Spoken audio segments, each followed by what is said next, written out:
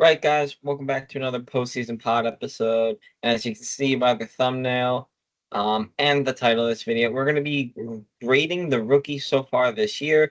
Mostly it's just the notable ones that have a chance at the winning the Calder Trophy um, during the offseason. So, yeah, let's get right into it. We got Lane Hudson to start. He was picked 62nd overall in 2022. He averages 22 minutes a night. He's 27 games played on the year, 18 points, all of them being assists. Um, he's the first line deep pair, and he's on their power play one quarterbacking. I mean, this kid is so exciting. He went to BU. I go to BU currently, and I got to see him a few times before he left for Montreal. And I mean, this guy's electric. He's such a great shader. He's so super shifty, like with his head and his hands. He's a great passer. I mean, just I'll throw this clip on just to show you, his talents. He's unreal.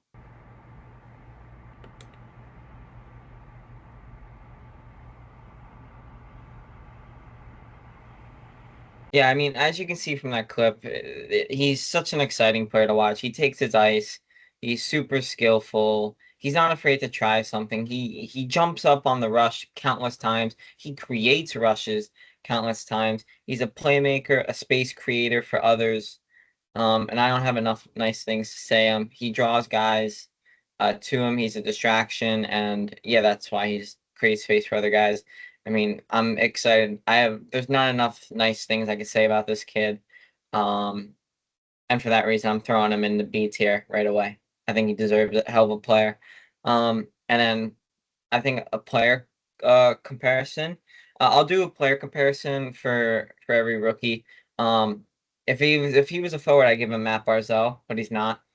So D man, I had a tough time, but I'm just gonna throw in Heiskanen. Just the way that they both can play with the puck and skate, um, really really well. So yeah, let's go Heiskanen. Next rookie we got here is Cutter Gauthier. He had a tough little upbringing, a beginning into the NHL, I guess you could say. Um, Basically requesting a trade from his draft team, the Flyers, which he got picked fifth overall in 2022. And basically it was a swap deal for Jamie Drysdale. The Ducks sent him over. Um, Cutter, he played 2 games last year, I want to say, but this is his first real year in the NHL. 25 games played, 11 points. Second line winger, super young, like all of these guys.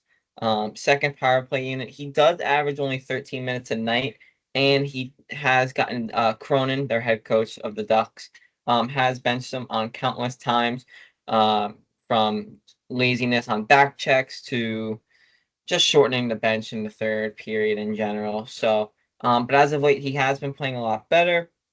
I think a lot of people expected this guy to score 30 goals, 20 goals, immediately adapt to the league. And for some players, that's just not the case. We see a great example in basically every Rangers rookie, um, and Shane Wright, who's actually at the time of this recording has scored six in his last 8 games, I want to say. So yeah, I mean, a lot of people expected a lot of big things from Cutter. Um, but I think he's young. He's got a lot of time. And what I think I really like most about Cutter is a pop up a quote on screen here is his mindset. Right. He hasn't had a lot of goals and a lot of points this year. But he has the right mindset to it, and he'll eventually get the monkey off the back. And when he does, this kid could be dangerous. So yeah, just keep your eye on Cutter Gauthier as the season progresses. Maybe after the Four Nations break, when a lot of these NHLers can get a mental reset, he'll take his game to another level. But my player comparison here was I'm just gonna give him Pierre-Luc Dubois, only because just some untapped potential that's yet to come, or yet to be used. But Dubois is actually playing pretty well in Washington right now. But otherwise, I'm gonna put him in the needs more time tier.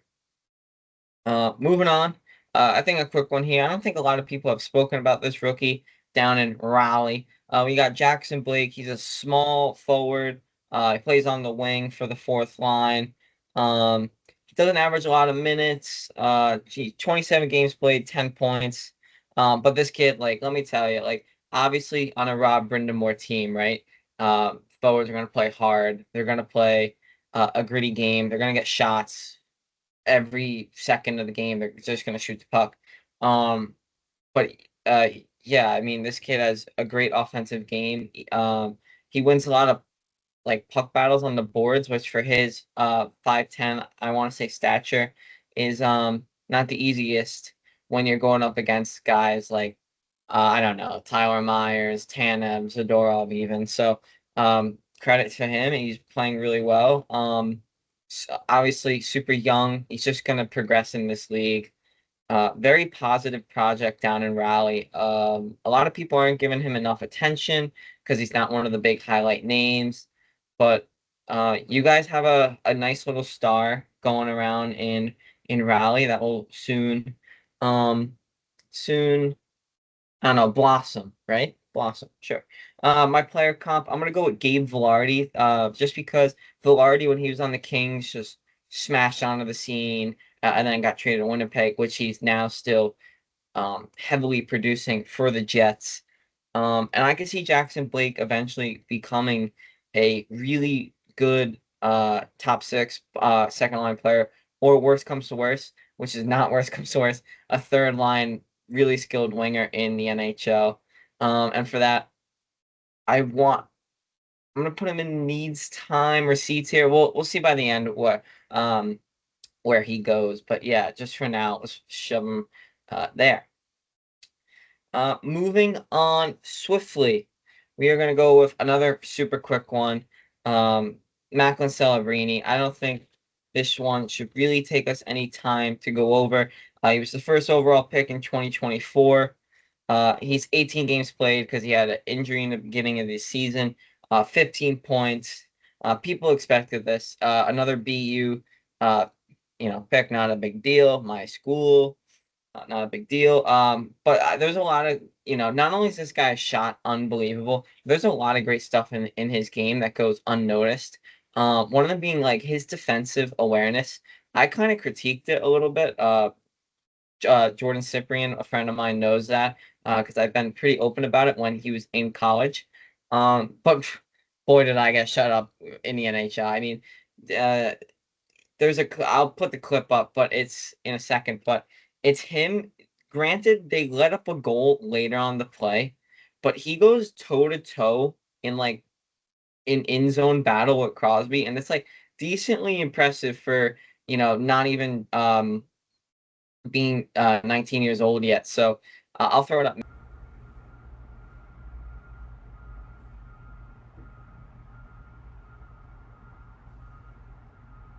Yeah, I mean, as you can see, he does get like a little like Crosby does beat him in general.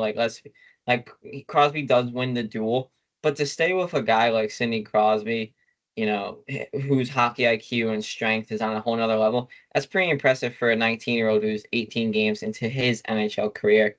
As well as another great thing I want to point out about this kid is his faceoff percentage is 49.2, which is really close to 50% if you think about it. And that's tremendous for a rookie because guys snap back draws in the NHL like there's no tomorrow. It's such a different scale from college to the NHL and speed wise.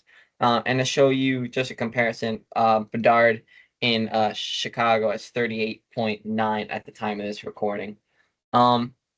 And my player comparison here is I honestly I would go Kopitar or either Taves. Both played 200-foot games. Kopitar still does. Both put up a lot of points. And both are just tremendous players to watch. And he will be eventually and currently. So that's why I'm putting him in the future superstar category. Going to his teammate super quick, Will Smith. Probably doesn't get as much of the praise, I guess you could say, or the spotlight because Celebrini takes it. He also had a little bit of shaky start to his NHL career. He was fourth overall in 2023. excuse me. But he's confident now. He's gotten a lot better. He's gotten adjusted more to the NHL. 24 games played, 11 points. Um, he's hurt right now, but he did average 15 minutes. And one of the best things I like about this kid is his poise. He's got a good shot as well, but his poise and composure are something that is not only hard to find in an NHL player, but it's just really hard to find in NHL rookies because, you know, they think that the game's at another level, which it is, but they still need to be calm and composed and know, what's the best play that they need to have. And I just think his poise and his composure is really good for a player in the new league, and for that, I'm gonna throw him in. I'm gonna throw him in the seats here for now. And my player comparison is I'm gonna go Josh Norris of the Ottawa Senators. Norris, a great underrated talent in the NHL, and I think Will Smith will eventually get there as well. So, yeah, I mean, obviously, this goes without saying, like keep an eye out on all these rookies. But let's move on to the Calder favorite right now in Matvey or Mateev or whatever you call it. I'm gonna say Matvey Michkov. 25 games played. He's 26 points after last night. He now leads rookies in goals scored in 25, I want to say. Or no, I mean, he's the first NHL rookie to reach 25 points. Sorry. Um, he's a second line winger. He quarterbacks their power play one unit so well. I'm gonna put this clip up.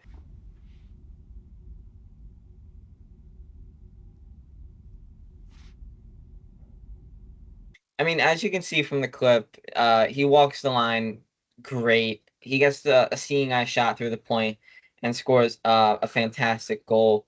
But like I was saying, I love his quarterbacking ability. I love anyone that does the Mohawks and yeah, seeing eye shot on the power play.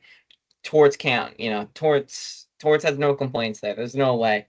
Um, One of his things that I've seen watching and just Torts saying in the post game in general is his defensive play lacks a little bit, which makes sense. I mean, not only is he new to the league, but Russian hockey players don't really play defense. I mean, you look at Ovechkin for one example, maybe you go back to Kovalchuk as another, but yeah, but I mean, this will only come with time. His defensive game will get better. So, but it's not too much to worry about. If you know Ryan Whitney or listen to Spit and Chicklets, he says he's not the best skater, which I agree with. So sorry, Philly fans, I do agree. Um, if you really look at his stride, it's not really as long as some of the players. It's kind of like short and choppy. But he's in the NHL now. These guys are different. Like their skating coaches are different. And put it this way, a person of his talent and of his drive, I'm sure he'll be working on all aspects of his game in the off season, including skating, of course.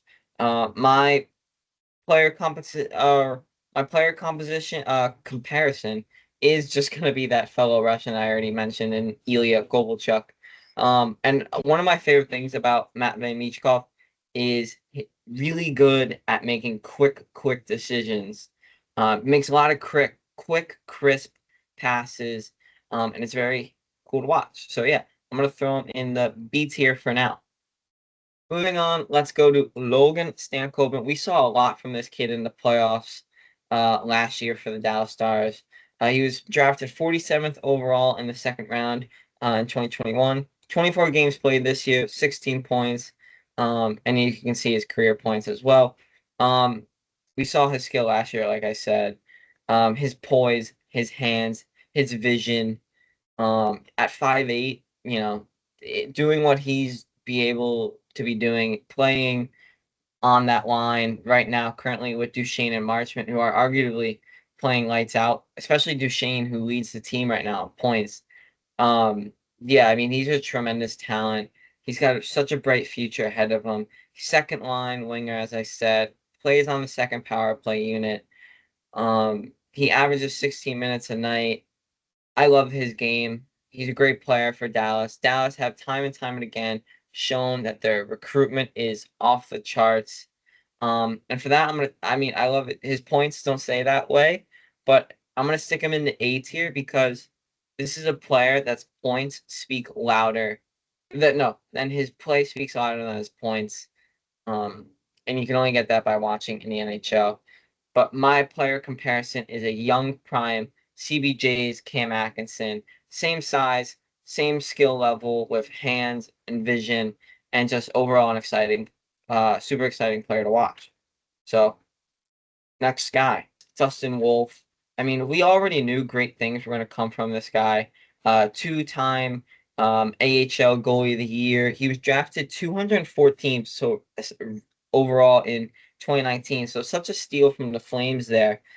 He's played 13 games this year, but he's definitely been proven to be the starter in Calgary. He's 8-5 with 2.259 goals against and a 918 save percentage with one shutout on the year. He's top 6 in save percentage, and the Flames are a top 18 in goals against. I think it just goes to show how good Dustin Wolf is. The fact that going into the season, the Flames were not characterized as a good team, and now they're storming through the Pacific and the better team in Alberta. So I think that just speaks numbers in itself. And he's a little undersized at 6 feet. That doesn't really matter. He's great left to right. If you play NHL, he's got gold post to post, X factor. So if you get that reference, you get it. If you don't, he's just really good laterally, left to right in general, and good with screenshots. But one of my biggest key things that I would like to point out about Dustin Wolf is his patience. And as a goalie, I don't think it gets spoken about enough, but his patience is really, really good, especially in the shootouts, which Calgary are 4-0-1 this year. So I'm just going to throw up a clip about his patience here as well.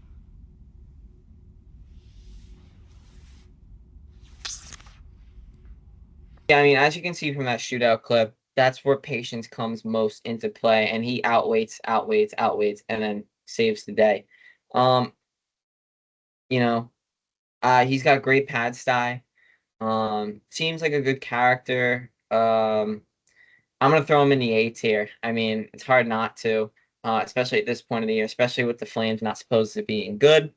And my player comp, it's hard to go against Juice UC Saros because of the size and stature. So yeah. Next rookie I want to briefly touch on is a guy who's not getting looked at as much as being a rookie. He's undrafted talent in Long Island for the New York Islanders, Maximin Sipolkov. He's 28 games played, 16 points, and he's +7 right now, which is really, really good. He's a huge body. He's 6'3", 210. He averages 16 minutes a night mostly. He plays second line and sometimes first or third, but mostly second line as well as first or second power play unit.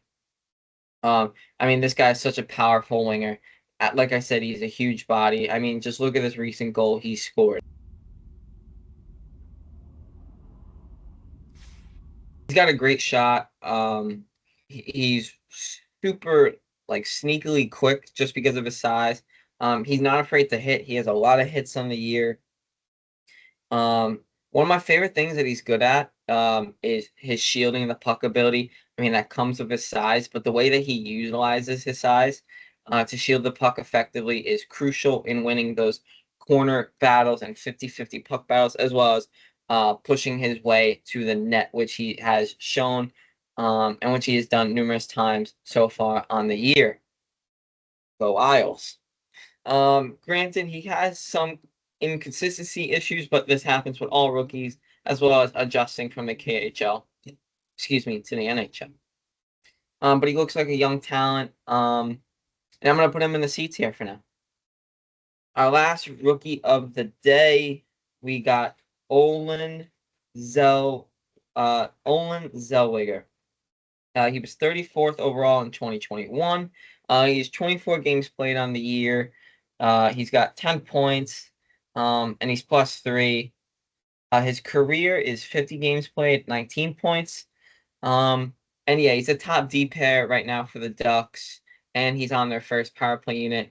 Granted, this is before Trouba has been inserted into the lineup, but granted, I don't think Trouba's gonna threat him very much. I think it might just be him and Gudis as the Bash brothers from Mighty Ducks. But not enough on Trouba. He doesn't really deserve this much attention. Owen Zellweger does, though. He's a great young rookie. Um, he's a small D man, granted, but he's averaging 21 minutes a night for the Ducks. He's offensively really, really good. Skates well up the ice. He gets pucks to the net, and for, like I said, being undersized, he's defensively on the right side of the puck a lot. And he does play on a line with Lacombe. I don't know if I'm pronouncing that right, but there are other kind of youngish D-men in over there in Anaheim. But Zellweger constantly finds himself on the defensive side of the puck, and constantly gets rebounds away from his net front. So he's defensively really responsible. Um, a future player composition, because I wanted to show like some offensive and defensive, I guess, kind of sides to him. So I was thinking like Nick Leddy, Torrey Krug, maybe even Connor Clifton. Those are the guys that were bouncing around. Those are the names of guys that were bouncing around my head. And I think that goes to show. I mean, Nick Leddy, for one example, right? He's been in the league forever. He's proven it. Has a Stanley Cup to his name. Been to the playoffs countless times. Speedy player, but also a defensively responsible player. Hence why he's still playing. Torrey Krug also has proven it with his multiple Bruins playoff runs. Physical guy, not afraid to hit. We all know that one photo. Um, and then Connor Clifton. I mean, he's a gritty guy that plays hard defense, but he's undersized and he still gets a job. He still does a job. So I think all these guys I've mentioned. Oh, sorry, Zellweger. I'm gonna put him in another young player to watch category. I'm gonna put him in the C tier or maybe B tier. But that's besides the point. I think all of us know that these rookies are all really good, and just because one of them gets a Calder at the end of the day doesn't mean that we should shun the others out. Or just because they win the Calder doesn't mean they won't have a sophomore slump, as we saw with Matty Beniers. But all these guys are super exciting talents that we've added to the NHL, and it's going to be great to watch them down the line. And with that, I hope you like the video. And let me know if you would rank anyone higher or lower than how I had. So yeah, enjoy and catch you guys next time.